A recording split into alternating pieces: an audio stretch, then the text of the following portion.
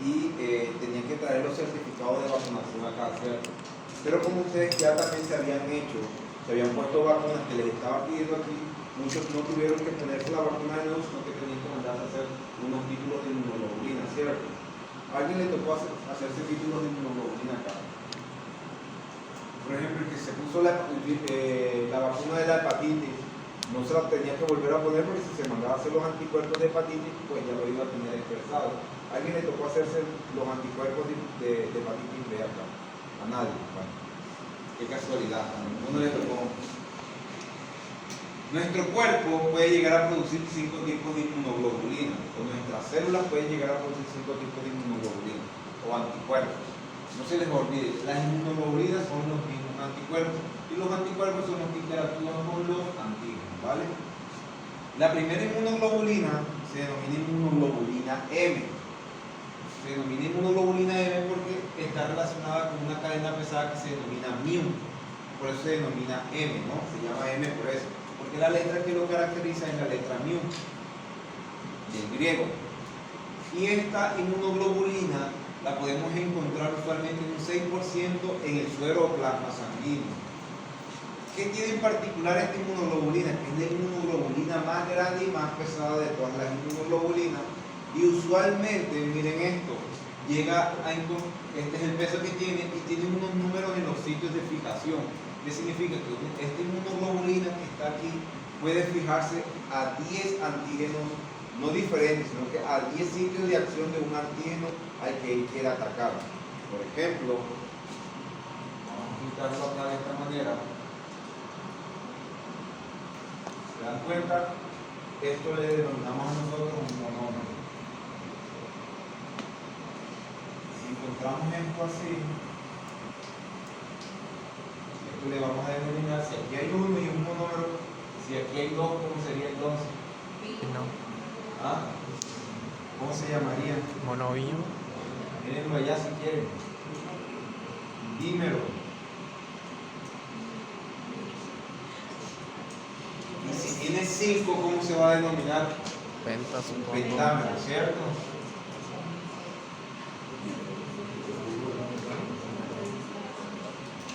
Arriba. Encuentro el peta, pero no es bien. Pentámero.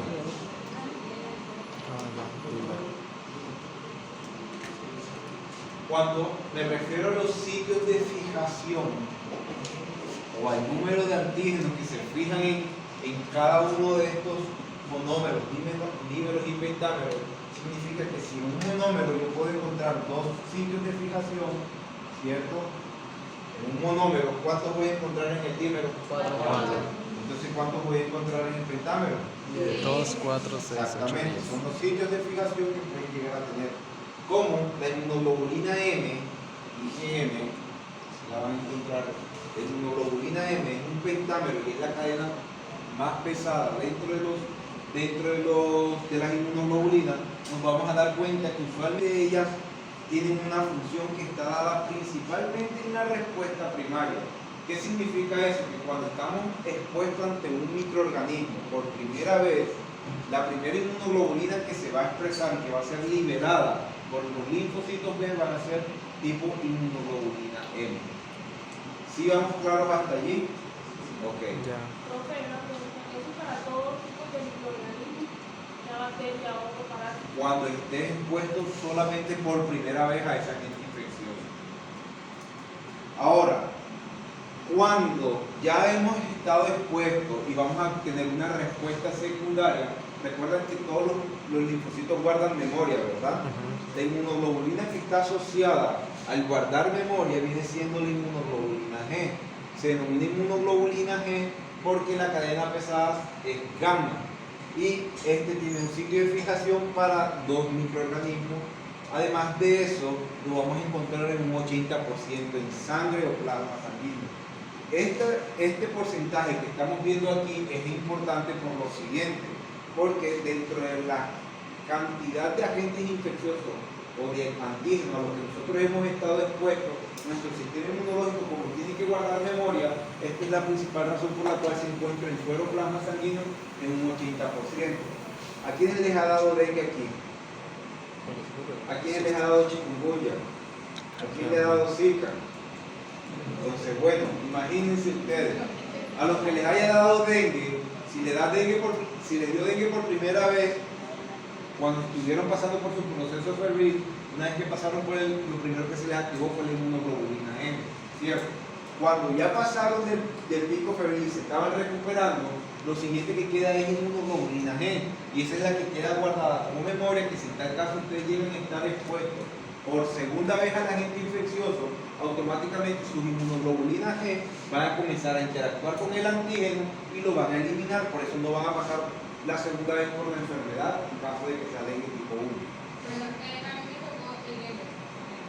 Y dentro de las características que tiene el dengue es que las personas que tienen la enfermedad tienen un aumento en inmunoglobulina M e inmunoglobulina G, y que la G es una por no sé cuántos años dentro del organismo. Aquí hace referencia a lo que Que tu inmunoglobulina puede estar guardada durante todo el tiempo de vida. ¿Y por qué se encuentra presente en grandes cantidades y se supone que es la primera vez que ingresa aquí? Porque la inmunoglobulina G es la inmunoglobulina de memoria inmunológica. En el dengue 2, o sea, el tipo de dengue 2, ¿también se va a activar el inmunoglobulina M o ya queda? No, ya ahí si no te ha dado nunca dengue tipo 2, entonces vuelves a pasar nuevamente por el proceso. Te toca inmunoglobulina M y después comienzas a producir inmunoglobulina G. Pero ya por una segunda vez no le dengue no se activa el inmunoglobulina M. No, porque pues si ya tienes memoria inmunológica, lo único que se va a activar es la inmunoglobulina G. Van haciendo preguntas muy interesantes. Sí, uno cómo sabe cuándo le dio dengue diferente. Es porque mi hermana ya ha dado 3 veces dengue. Porque hay 4 serotipos de dengue diferentes. Te puede dar dengue hasta 4 veces. Chikungunya sí nos puede dar una sola vez en la vida, al igual que Zika. Porque actúa primero la inmunoglobulina M, sí, y la inmunoglobulina T es la que o sea, es la que hay mayor concentración, por decirlo así. ¿Hay mayor qué? Concentración en Por plasma. decirlo No, es que la concentración se va a encontrar mayor concentración es porque ya tú tienes guardado anticuerpos de memoria, por eso lo vas a encontrar en gran cantidad en sangre o en suero. Pero cuando estás ante la respuesta primaria, la que se va a activar siempre va a ser la inmunoglobulina M. Eso es lo que tenemos que tener en cuenta siempre. Cuando estamos por primera vez ante un antígeno, la principal respuesta va a ser por la inmunoglobulina M. Seguido a eso, cuando ya he guardado memoria, o cuando ya estoy guardando memoria, la inmunoglobulina G se activa y va a comenzar a migrar o a andar, a circular en plasma sanguíneo. Si en tal caso estoy nuevamente expuesto a ese mismo antígeno, como ya tengo anticuerpos de memoria, simplemente ellas se van a activar y no se va a activar la inmunoglobulina M. ¿Sí me hago entender? También sé que esa es la única que traspasa la población, pero ¿Quién? la G. Mira aquí, pasa barrera placentaria, la M no, la G sí. La G, pero o sea, hace referencia a eso de cuando está pasando. Entonces, como me está diciendo, solamente se encuentra. Porque hay ciertos tipos de proteínas que no son capaces de pasar cierta barrera. Cuando habla de la barrera es la barrera transplacentaria. Como todas las proteínas y cosas no pueden pasar por ahí para afectar al feto, simplemente la única que tiene la capacidad de pasar es la inmunoglobulina. La inmunoglobulina M, como es tan grande, no es capaz de atravesar esa barrera transplacentaria. Pero eso ocurre también en muchos otros casos, como por ejemplo para pasar barrera hematoencefálica. Muchas proteínas no son capaces de pasar esos tipos de barreras. Ahora, una vez que hemos visto ya inmunoglobulina G, inmunoglobulina M, inmunoglobulina G, existen otros tipos de inmunoglobulinas que están asociados a otro tipo de situaciones, como por ejemplo, este dímero que vemos aquí de inmunoglobulina A, usualmente está relacionado a que cuando hay infecciones en mucosas, lágrimas, salivas o calostros, hay una activación de ella. Entonces, ¿qué sucede? Que cada vez que tenemos, por ejemplo, algún patógeno que esté infectando directamente, por ejemplo, en las mucosas o en las lágrimas o el calostro, que puede ser tipo de mediadores que se pueden ser solubles para pasar a dar estos tipos de inmunoglobulinas, usualmente las vamos a encontrar allí y ellas se van a encargar básicamente como de obtener estos antígenos, fijarlos y detenerlos por un periodo de tiempo hasta que sean eliminados. Seguido a esto vamos a encontrar la inmunoglobulina M, que es un monómero que está muy asociado a lo que viene siendo alergia y a una actividad antiparasitaria.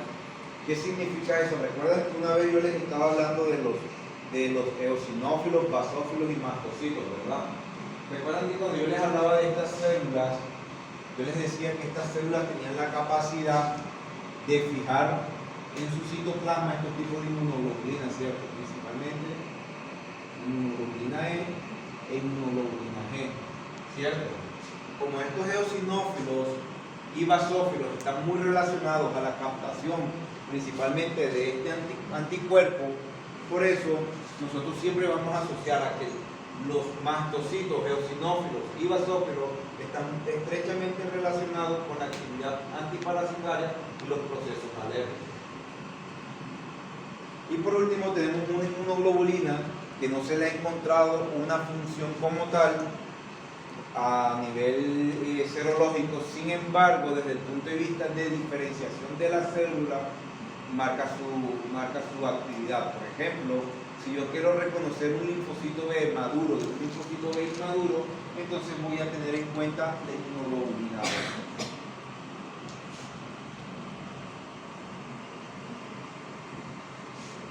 Profe, le tengo una pregunta. Sí. A mí me tocó la cándida, entonces para se activaría la inmunoglobulina, que afecta a las mucosas, ya que pues, más que todo se desarrolla en la boca. Eso puede pasar, pero tienes que leer cuáles serían los tipos de inmunoglobulinas que se desarrollan. A mí me tocó VIH y mi patógeno no hay cura todavía. Así que, ¿qué pasaría en ese caso? Ya que Las solamente... inmunoglobulinas no tienen, ellas se van a producir igual. Tus ok. linfocitos van a producir inmunoglobulina siempre. Bueno, miren, voy a dejar esto un poco más claro con lo siguiente. Recuerden que en el sistema inmune innato tiene unos componentes físicos, unas barreras químicas, unos componentes celulares y unos componentes proteínicos, ¿cierto? Dentro de los componentes celulares y la función que tiene el sistema inmune innato, siempre vamos a hablar que el sistema inmune innato se caracteriza por ser la respuesta inmediata. ¿Qué sucede? Que si estamos hablando de anticuerpos, ¿ustedes creen que esto se encuentra en el sistema inmune innato o en el sistema inmune adaptativo? Es adaptativo, quiere decir que es respuesta secundaria o respuesta tardía, ¿cierto? Entonces, para que estén un poco más acorde a la información, como los anticuerpos son producidos por los linfocitos B, significa que estamos hablando de una respuesta humoral, ¿cierto? Porque es llevada a cabo por los linfocitos B. Entonces, con base en eso y en estas inmunoglobulinas, vamos a llevar a unos casos hipotéticos de algún tipo de enfermedades. Por ejemplo, cuando estamos hablando, vamos a dar un caso clínico, vamos a hablar de chikungunya. En chikungunya, una vez que el paciente comienza, la primera vez que vaya a comenzar con la enfermedad, lo voy a hacer con una gráfica.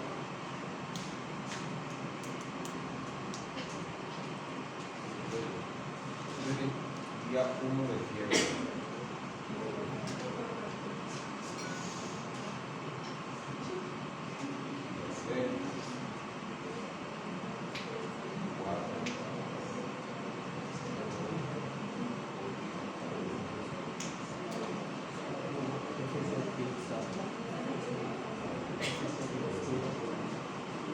¿Ya le tomaste foto de eso?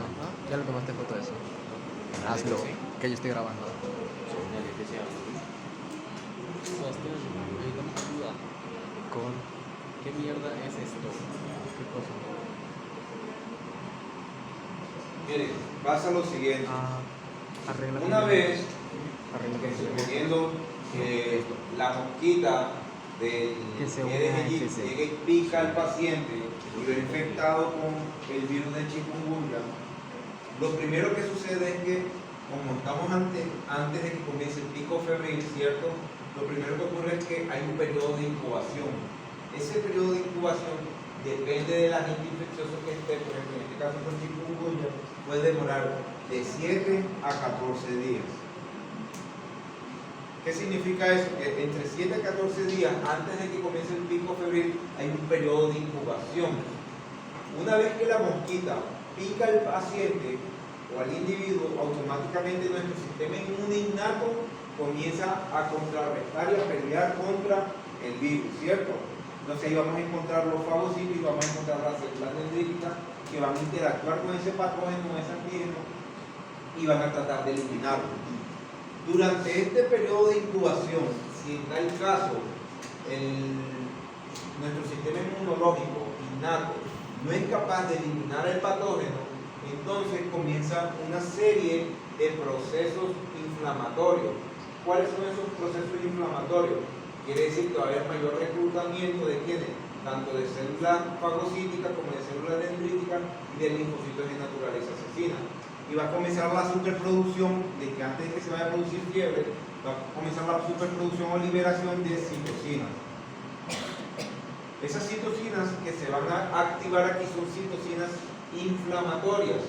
Y esas citocinas inflamatorias van a hacer que se produzca la fiebre, la cefalea, la artralgia, la poliartralgia en el caso de chikungunya, y además de eso va a salir lo que es el rash, ¿cierto? Que es las petequias esas que nos salen en el cuerpo. Eso va a aparecer a partir del primer día, comienza lo que es la fiebre, la cefalea y las artralgias. El rash se da a partir del cuarto, cuarto día comienza el rash, más o menos por acá. Entonces, ¿qué sucede? Como aquí está interactuando hasta este momento nuestro sistema innato, que es el que primero ataca, ¿cierto? En el pico febril, una vez que comienza ese pico febril, la fiebre comienza y él va a decaer a medida del tiempo, ¿cierto? Hasta que ya caiga la fiebre. ¿Qué sucede? Que la fiebre puede estar demorando, bueno, creo que lo puse muy largo, puede estar demorando una fiebre, eso depende del paciente, por máximo unos 6, 7, 8 días, ¿cierto?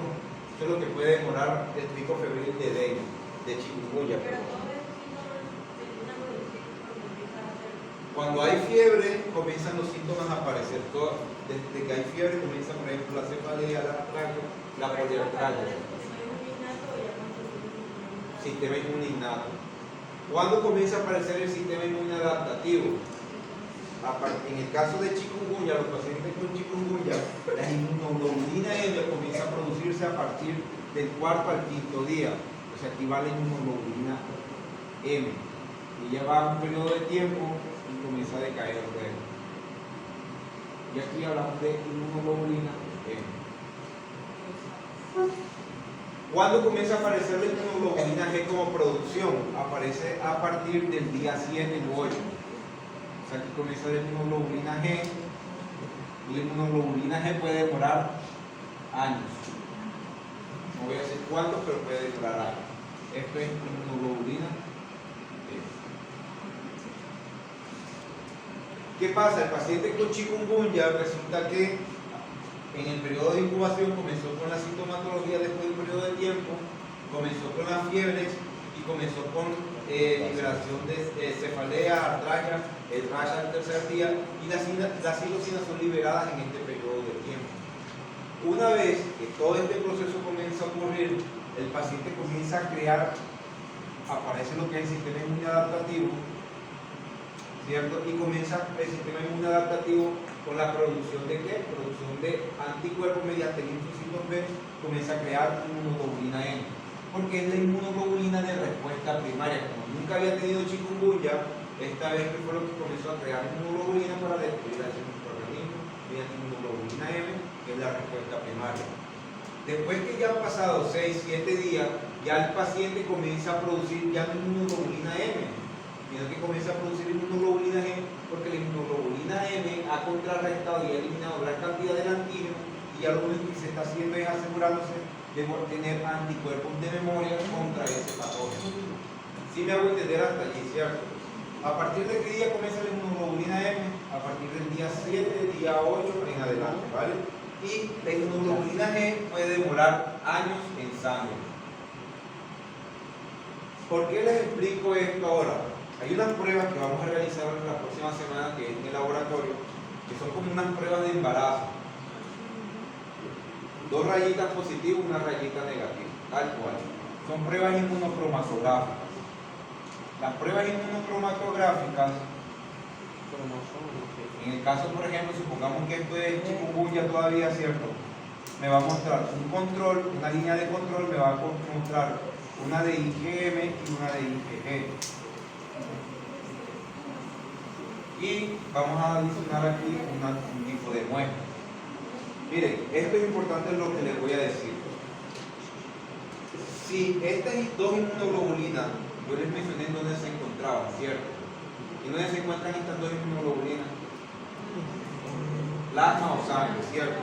¿Qué quiere decir? ¿Cuál es el tipo de muestra que yo le voy a tomar al paciente para hacer la prueba? ¿El qué? Es sanguínea. ¿Pero qué le voy a tomar de la sangre? El plasma, ¿cierto? Ahora, suponiendo que voy a buscar inmunoglobulina G, inmunoglobulina A, ¿en dónde la voy a buscar? ¿En dónde voy a buscar la inmunoglobulina A? En el plasma, en sangre. En las mucosas, obviamente, no sé. Entonces, ¿cuál es el tipo de muestra que necesito para eso? ¿Ah? Saliva, calostro, las fosas nasales que tienen el moco. Ahí es donde voy a buscar la inmunoglobulina A. ¿Ah? Y la inmunoglobulina E, ¿en dónde la voy a encontrar? ¿Ah? ¿En dónde encuentro la inmunoglobulina E? Dependiendo de esto es que yo voy a hacer las pruebas que voy a hacer para el laboratorio, ¿cierto? ¿En dónde consigo la inmunoglobulina E? ¿Con qué estoy relacionando la inmunoglobulina E? Alergias y qué más? Y parásitos. Entonces, ¿dónde consigo la inmunoglobulina E? ¿Alguien aquí no le ha tocado hacerse prueba de inmunoglobulina E para saber si tiene algún tipo de alergia? ¿Espera qué? Chinga, pues. No sé, a mí me hicieron un pinchoncito así a cada rato. Es la que menor se Pinchoncito, encuentra te a destrozaron proporción, el pero se brazo. encuentra en plasma o sangre. Entonces abrázalo, en plasma o consuélalo. sangre. Ya. En serio, ¿cómo te sientes? Pero la inmunoglobulina E, ahora les pregunto, Lleno. en este caso de chikungunya, ¿vamos a Lleno. encontrar la inmunoglobulina E aquí? ¿Por qué no? ¿Por qué qué? No hay alergia ni hay parásitos, es un virus, ¿cierto? Ok, entonces, con base en lo siguiente, les pongo un caso clínico. Vamos a suponer que tenemos un paciente que por primera vez está pasando que pasó por dengue hace un año atrás en su vida y nuevamente llega al médico y el médico está sospechando de que el paciente tiene dengue, pero ya hace un año había pasado por dengue. Y resulta que la prueba, él dice, como es sospecha de dengue, resulta que el paciente llegó al tercer día del pico febril. Entonces resulta que la prueba le dio de la siguiente forma. Le dio el control interno que salió normal, ¿cierto? Le dio que la inmunoglobulina M salió negativa y la inmunoglobulina G salió positiva. ¿Qué fue lo que sucedió con el paciente en este caso? ¿El paciente tiene dengue o no tiene dengue? ¿Tiene o no tiene dengue? Porque si no, entonces no reaccionaría. ¿Quiénes levantan la mano y dicen tiene dengue? Yo digo que tiene dengue porque siento que reaccionaría. Digo que tiene pito. ¿Tiene dengue? ¿Quiénes dicen que no tiene dengue? ¿Por qué no tiene dengue? Yo digo que no tiene dengue, o sea, sí le dice que ya tiene anticuerpos del dengue, pero en ese momento no tiene dengue. Bueno, que está llegó el tercer pico del día, está en el cuarto de la médica, llegó el tercer día. Aquí es donde se encuentra el paciente está en el tercer día. Claro, está en el estudio de enfermedad, sí, Ajá. ¿Qué significa eso sí, entonces? tiene dengue. Este es el pan diario de ustedes, chicuelos. Esto va a ser su pan diario. Ajá.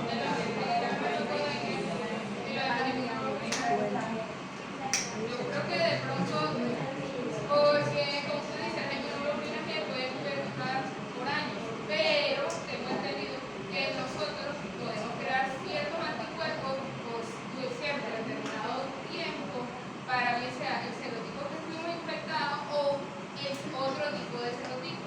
El tipo de serotipo por el que fuimos infectados creamos una inmunidad pues de por vida, pero para el serotipo por el que no fuimos infectados no creamos una inmunidad de por vida, sino una inmunidad temporal. Entonces, si están los IgG altos, quiere decir, ¿me entiendes? Porque es que ya tiene que estar infectado con otro tipo de serotipo, lo que quiere decir que el paciente debió haber secretado IgM. Pensemos un poco, voy a repetir nuevamente. repitamos nuevamente el caso clínico. El paciente llegó al tercer día de fiebre al centro clínico. O sea, 3 días con fiebre cuando fue al médico en ese tercer día. Y el paciente le dice al médico que ya había tenido dengue una vez con anterioridad, hace un año atrás le había dado dengue. Y resulta que el médico le está diciendo que está sospechando de dengue porque simplemente toda la sintomatología da para la dengue. ¿Cuál es la sintomatología? Cefalea, dolor abdominal, fiebre. Además de eso tiene un poco de gingivorrabia, que es hemorragia en la encía. Todo da característico para que el paciente diga que tiene dengue. Déjame terminar la idea. ¿Qué sucede? El paciente llega al tercer día y el médico sospecha de dengue, pero manda a hacer las pruebas y sale la IgG positiva, la IgM negativa y el control interno sale positivo. ¿Tiene o no tiene dengue el paciente? ¿Por qué tiene dengue el paciente? Porque no lo sé cómo. ¿Tiene o no tiene dengue el paciente? Porque tiene dengue, pero justifíquenme su respuesta. Pero silencioso.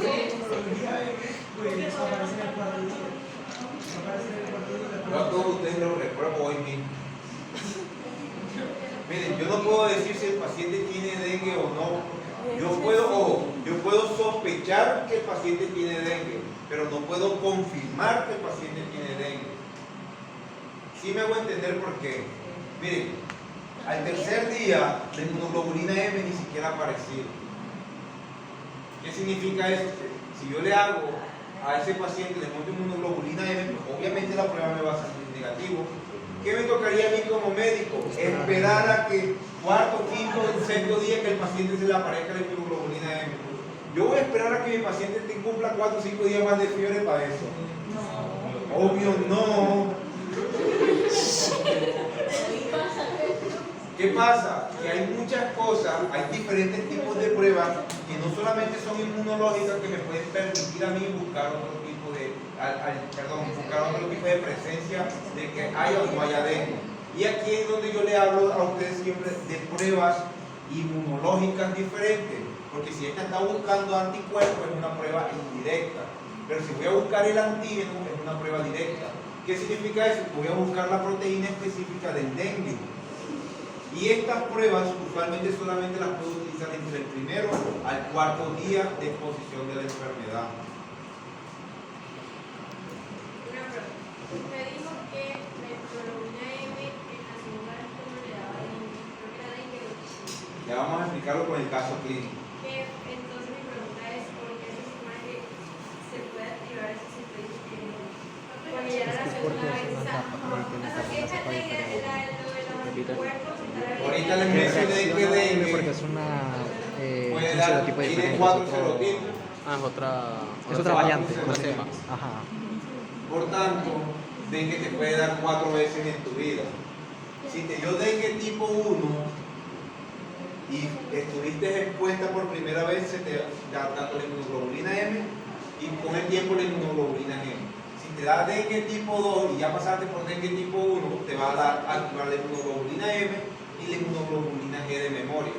Eso va a ocurrir siempre. Si te vuelve a dar o a repetir, trata de darte dengue tipo 1, ya no se va a activar la inmunoglobulina M, sino que se va a activar la inmunoglobulina G. No va a haber este proceso porque ya tiene anticuerpos de memoria contra el dengue tipo 1. O sea, la inmunoglobulina La inmunoglobulina M, se activa solamente cuando el mismo cuando hay una respuesta, una infección primaria que te va a dar por primera vez en tu vida. Hay la activación de ella. O sea, tiene que ser todo exactamente igual que en la primera situación. No, si ya te dio, no te puede volver a dar dengue tipo 1, obvio, porque ya tienes anticuerpos de memoria. En diciembre, a mi hermana le volvió a dar dengue. Sin embargo, a ella las pruebas de esas no le salían que tenía dengue ni nada. Y ella duró 15 días en ese mismo proceso y no le detectaban el dengue. Sin embargo, no De tenía. la dengue. Ya le dijeron que eso era dengue. Sin embargo, al día le hicieron una prueba y que a los 7 días, yo no sé, le salió que era dengue. Porque al final todavía se le había pasado todo. Pero ya le había subido al Miren, después. problema es que ustedes aquí están acostumbrados a solamente mandar pruebas inmunológicas. Y se les olvida que también hay pruebas que buscan directamente el antígeno. Estas son pruebas rápidas que vamos a ver el día del laboratorio. Y se van a dar cuenta que no solamente están las pruebas inmunológicas, porque estas son pruebas indirectas, que uno lo que busca es el anticuerpo y no el antígeno. Cuando uno busca el anticuerpo se denominan pruebas indirectas. Cuando uno busca directamente el antígeno se denominan pruebas directas. ¿Oyeron? Eso lo vamos a ver después. Ahora, suponiendo que el paciente llegó de la siguiente forma, el mismo caso y todo, pero resulta que esta vez vio así.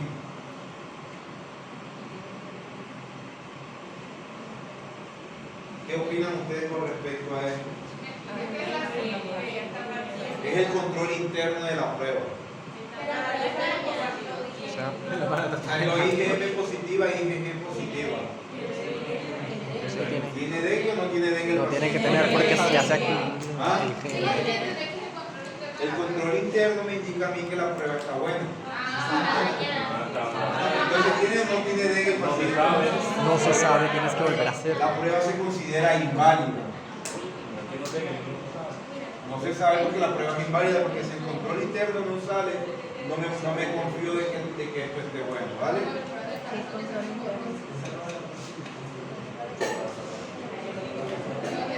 El paciente entonces va a pasar por tiene chikungunya, entonces sale el control interno, sale la inmunoglobulina M y no sale la inmunoglobulina G. ¿Qué pienso yo del paciente?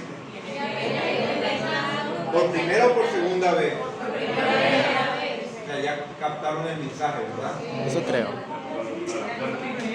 ¿Alguien no captó el mensaje? ¿Quién no captó ¿Quién no captaste del mensaje? ¿Por qué chingados tiene dengue? Tiene dengue en acá. Tiene dengue porque la inmunoglobulina M salió positiva. Ok, Es infección primaria. listo, ya.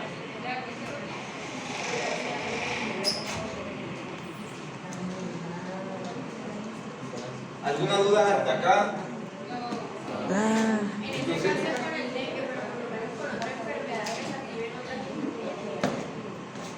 es lo mismo. Igual, por ejemplo, puede ser con dengue, con chikungunya, con zika, con malaria, con cualquier. Bueno, vamos a hacer un caso con malaria para que se den cuenta las diferencias. Ojo, malaria es una infección que tiene, o sea, como es un patógeno que tiene demasiados antígenos, diferentes antígenos. ¿Recuerdan cuando les hablaba de los PAMs, verdad? Sí. Vamos a hacer, este es el parásito de la malaria. Sí. Este es el parásito de la malaria. Ellos tienen diferentes antígenos, ¿cierto? Antígeno. Membrana citoplasmática o cosas así. Cuerpo contra este antígeno. Guarda su núcleo. Entonces resulta que como este es el PAM, tiene diferentes antígenos, ¿cierto? Cada vez que ingresa el patógeno, en este caso el parásito, esto es un parásito, la malaria, cada vez que él ingresa sangre, él puede activar cualquiera de sus antígenos. A diferencia de los virales, que realmente siempre son muy pocos, son muy particulares y nuestros anticuerpos pueden hacer memoria rápida contra eso. Pero contra los parásitos y las bacterias, y los hongos, rara vez ocurre eso. ¿Qué significa? Que, por ejemplo, si a mí me da Plasmodium malariae, que es el que produce el paludismo, la malaria, bastante fuerte o bastante extremadamente fuerte. ¿A quién le tocó malaria aquí? Entonces, si se dan cuenta, la respuesta inmunitaria se va a activar todo el proceso, tanto el sistema inmune innato como el sistema inmune adaptativo, todo eso va a ocurrir. ¿Cuál es la diferencia? Que cuando se habla de anticuerpos, las inmunoglobulinas se pueden producir anticuerpos primarios y anticuerpos de memoria, pero no se van a producir anticuerpos de memoria contra todos los antígenos. ¿Sí me hago entender? Lo que significa que esta enfermedad puede ser recurrente, al igual que cualquier otra enfermedad bacteriana o micótica, a diferencia de los virus. ¿Vieron? Okay. Con los virus, esa puede pasar lo que tú quieras, esa puede pasar las veces que tú quieras, y los virus puedes. Te pasa una vez. Anticuerpos de memoria, pero no ante todos los antígenos, sino con el que esté atacando. Por eso, estos tipos de enfermedades, como por ejemplo leishmaniasis, malaria, enfermedad de Chagas, tienen algo muy peculiar, y es que ellos ingresan, y una vez que ingresa el parásito, nuestro sistema inmunológico trata de contrarrestarlo, pero ellos se enquistan en ciertos tejidos u órganos y ahí pueden sobrevivir por muchos años. Por ejemplo, la enfermedad de Chagas, una vez que llega e ingresa, él se aloja en los cardiomiocitos, que son los macrófagos, las células del corazón. Una vez que llega a los cardiomiocitos, él se aloja allí, se enquista por un periodo de tiempo bastante largo y con el tiempo que puede llegar a producir cardiomiopatía chagásica. Por ejemplo, la leishmaniasis también tiene el mismo proceso. Ella llega, se aloja en cualquier parte del tejido de la piel y posteriormente llegan al hígado y ahí se pueden guardar y mantener durante mucho periodo de tiempo. ¿Qué significa? Que una vez que el sistema inmunológico de la persona decaiga o comience a caerse, estos microorganismos comienzan a causar bastante daño. ¿Dudas? ¿Preguntas? No, eso sí quedó clarito. Mucho tema por hoy. Quiero dormir, Está bien con el jugo. Bueno, entonces no se les vaya a olvidar esto, busquen la vida, ¿oyeron? Tengan en cuenta lo siguiente: las pruebas rápidas de inmunología solamente van a ser activas después de un periodo de tiempo. Recuerden que usualmente es a partir del cuarto o quinto día en adelante, ¿oyeron? Lo que significa que si ustedes tienen alguna sospecha con algún paciente de algo, no solamente manden a hacer la prueba inmunológica, manden a realizar la prueba antigénica, que es la que busca el patógeno directamente. ¿Eso de qué va a depender? Va a depender de si su paciente llega o no, dependiendo del día en el que llegue su paciente. Miren, usualmente los pacientes tienen algo que ellos cuando están cogidos de la fiebre, es que cuando quieren ir a visitar al médico. ¿Qué significa eso? Que han pasado el tercer, cuarto, quinto día y ellos, no, yo no voy a mejorar, pero cuando están en el sexto, séptimo día, que ya no se aguantan la fiebre, que ya no se aguantan la patología, ahí es cuando van y visitan al médico. Entonces por eso el médico tiene por costumbre hacer las pruebas inmunológicas, pero se van a topar con pacientes que les van a llegar, usualmente son más que todos los niños. Yo, por ejemplo, si yo llegase a tener hijos, yo veo que mi hijo tiene fiebre, lo primero que hago es correr para el médico. Y desde el primer día ya yo sé que yo le puedo organizar los tipos de pruebas. ¿Por qué? Porque las personas tratan como, o sea, deberíamos de ser un poco empáticos en ese sentido y de estar preguntando, haciendo las preguntas correctas de cuánto es el periodo de fiebre que lleva, o el tiempo de fiebre que lleva el paciente. Ahora, otra cosa que deben tener en cuenta, no crean en todo lo que dicen los pacientes, porque ellos siempre mienten. Y dos, la temperatura siempre tomen. No se pongan a decir, no, es que el paciente, el bebé tiene fiebre, el niño tiene fiebre desde hace 4 días, que toma la temperatura y está en 37 grados centígrados, 36 grados centígrados. Siempre tienen que estar tomando la temperatura. Ahora, por ejemplo, en el caso de malaria es un patógeno, o el plasmodium es un patógeno que usualmente da fiebre intermitente. Por ejemplo, yo puedo demorar, hoy me da fiebre y dentro de 2 días vuelve y me da fiebre. Se denominan fiebres intermitentes porque esa es la característica que tiene el patógeno. Resulta que el patógeno, como el mosquito es nocturno, la mosquita es nocturna, solamente pica de noche. Una vez que aloja el parásito, el periodo de replicación del parásito es cada 24 o 48 horas, dependiendo de la especie. ¿Qué significa? Que si hay 24 o 48 horas, y desde la picadura que hay, que es nocturna, significa que usualmente las fiebres van a dar usualmente fiebres súbitas en la noche y además de eso pueden dar cada 2 días. Por eso son fiebres intermitentes, porque depende de la replicación del parásito. Como para que lo tengan en cuenta en ese caso. Si se dan cuenta, todos los casos que ustedes tienen aquí son totalmente diferentes los unos de los otros. La fiebre prolongada no causa brotar. Claro, la fiebre prolongada te puede llevar en el periodo, o sea, comenzando hay deshidratación, comenzando por ahí. Y si hay aumento de fiebre, te puede llevar a algún tipo de condición. Preguntas, dudas, sugerencias. Me llega un paciente con una sospecha de una malaria. Yo sospecho que el paciente tiene malaria. ¿Cuáles son los signos y síntomas del paciente con malaria? Fiebre. Espérame. Fiebre, escalofrío, temblores, sudoración excesiva. Sudoración, ¿qué más tiene? Cefalea. ¿Qué más tiene? Náusea, vómito. ¿Qué más tiene? Dolor abdominal. mal llevado de la anemia. Y cuando hay grave de insuficiencia renal, convulsiones, pérdida de conocimiento, Signos vitales del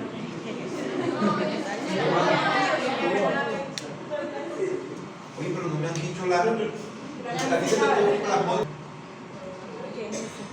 y puede llegar a producir la más importante que es anemia. y yo dije anemia, ¿Cuándo dijiste? es anemia grave. Anemia grave, que no es lo mismo, una anemia grave. Y eso es característico del plasmodium falciparum.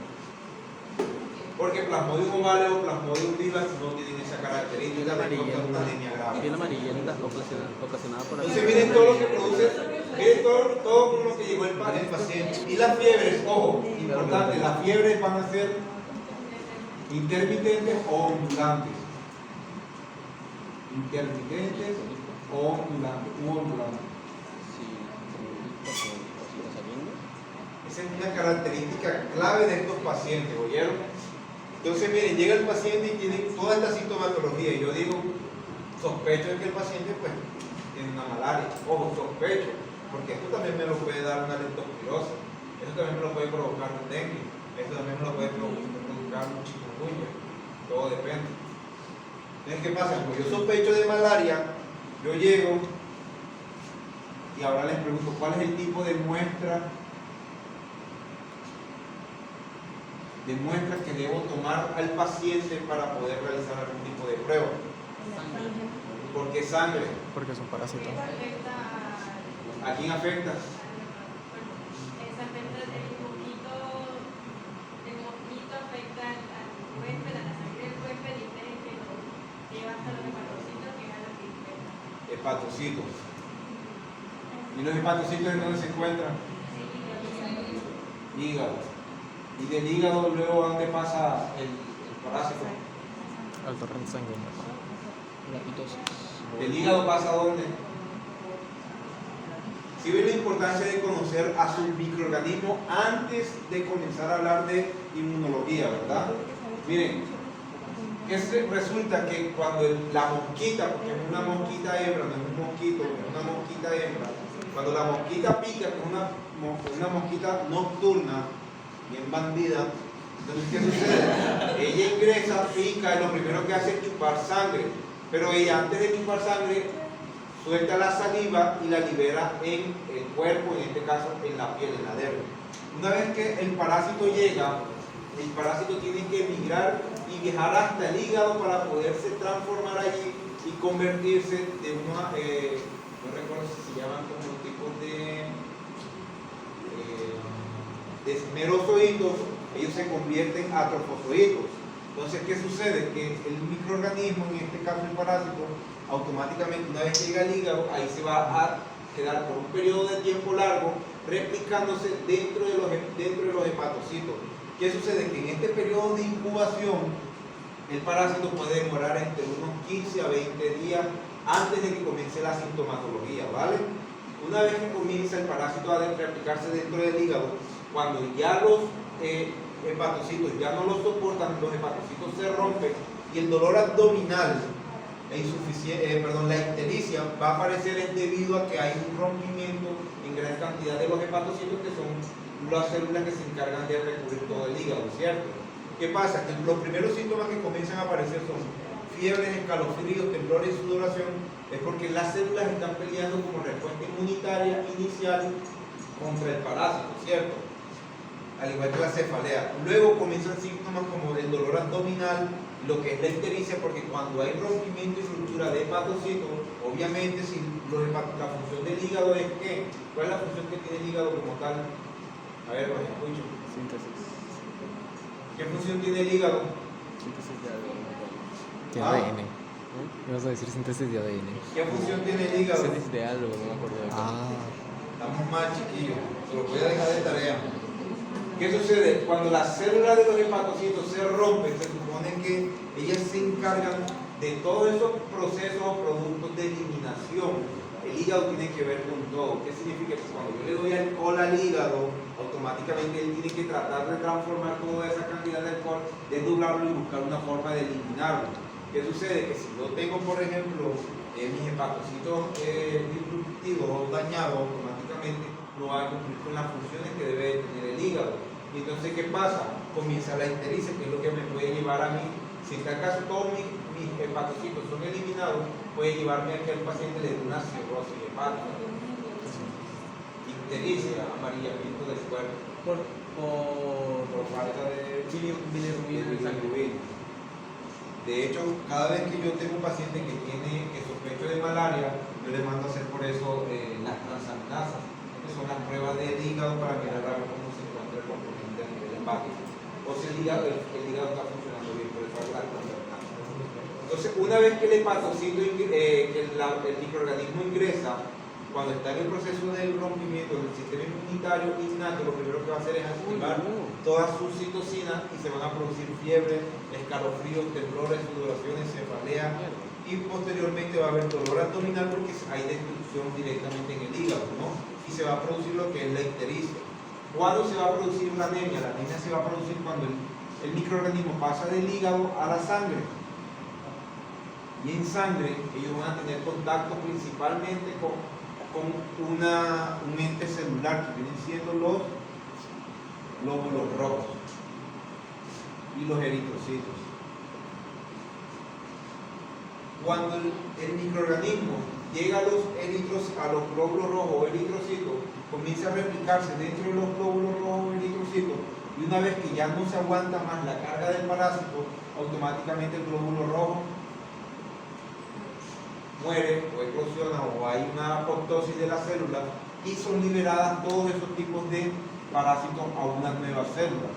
Entonces, ¿qué sucede? La gran cantidad de ruptura de glóbulos rojos va a hacer a que se dé una anemia, porque recuerden que si hay disminución de los glóbulos rojos hay anemia, ¿no? Ahora, y si hay disminución de los glóbulos rojos también va a haber disminución de hemoglobina, lo que significa que eso es lo que me puede dar a mí una insuficiencia renal y una insuficiencia respiratoria, porque si hay pocos glóbulos rojos no hay quien lleve oxígeno a los pulmones también. Si me hago entender hasta aquí con esto, les estoy explicando un modelo de patogénesis que no me incumbe a mí, pero pues que les estoy explicando cómo es el proceso, porque una vez que llega a sangre y ocurre toda esta situación que no les he mencionado ni cuáles son las citocinas, ni cuáles son las interleucinas, ni cuáles son los factores que van a intervenir de parte del parásito para evaluar la respuesta. Entonces, ¿qué sucede? Una vez que yo tengo esto, el paciente va a comenzar a presentar todas estas sintomatologías y por tanto, aquí es donde yo voy con la pregunta entonces de cuál es el tipo de muestra que yo requiero. ¿Por qué requiero sangre? Ahora, recuerden que para dengue y chikungunya yo tomaba muestra de sangre y utilizaba el suero sanguíneo, ¿cierto? Para esta muestra yo necesito suero sanguíneo o necesito la sangre total. Sangre total. ¿Por qué necesito la sangre total? ¿Ah? ¿Por qué? Se aloja en la sangre porque el parásito se aloja dentro de los glóbulos rojos. Profe, en todo caso, una pregunta. Si tomamos el examen de sangre total, también se podría encontrar la cantidad de glóbulos rojos en un caso de la malaria avanzada. Se puede, o sea, si yo tomo el examen de sangre total, yo puedo contar la cantidad de glóbulos rojos para saber si es malaria. Puedes contarla, pero eso no va a tener ningún efecto que te vaya a decir que ella plasmódico no. Entonces, miren, vamos a encontrar dos tipos de pruebas de las cuales ya yo les hablé, una prueba directa y una prueba indirecta. La prueba directa es la que busca el antígeno, ¿cierto? O sea, busca al microorganismo. Y la prueba indirecta es que buscamos los anticuerpos. Resulta que existe lo siguiente. Hay una prueba directa que es por microscopía, en donde yo hago un extendido en una placa y yo, por ejemplo, pongo una gotica de sangre y luego con otra placa similar a esa hago algo en Z o así y rompo los glóbulos rojos y después le adiciono un colorante a esto, lo dejo secar y posteriormente miro al microscopio y si yo encuentro el parásito dentro de los glóbulos rojos o fuera de los glóbulos rojos, yo digo que el paciente tiene malaria. Pero también existen unas pruebas inmunocromatográficas que buscan antígenos directamente. Por ejemplo, la prueba yo le hago normal. Entonces, ¿qué es importante reconocer aquí? Si el paciente tiene malaria, sospecho de malaria, el tipo de muestra que voy a adicionar aquí es sangre total y no plasma o suero sanguíneo, sino sangre total, ¿cierto? Y resulta que aquí está el control interno y aquí voy a encontrar PF, PB. PF significa Plasmodium falciparum y PB significa Plasmodium vivax. Son especies totalmente diferentes. Y resulta que la prueba me da positiva aquí, o sea, el control interno está bueno, me da aquí y esta sale negativa. ¿Qué me indica la prueba? ¿El paciente tiene malaria o no tiene malaria? ¿Ah? ¿Tiene o no tiene? ¿Tiene qué tipo de Plasmodium falciparum? Si en la prueba me sale de esta manera, ¿tiene o no tiene malaria? ¿Qué tiene? Plasmodium vivax, ¿cierto? Y si la prueba me sale así, ¿tiene o no tiene malaria? ¿Tiene o no tiene malaria? Si tiene malaria, simplemente que tiene una infección mixta. Ahora, y si la prueba me sale así, ¿tiene o no tiene malaria? Está inválida la prueba. Ya captaron ahora sí el mensaje. Bueno. No quiero para que haya una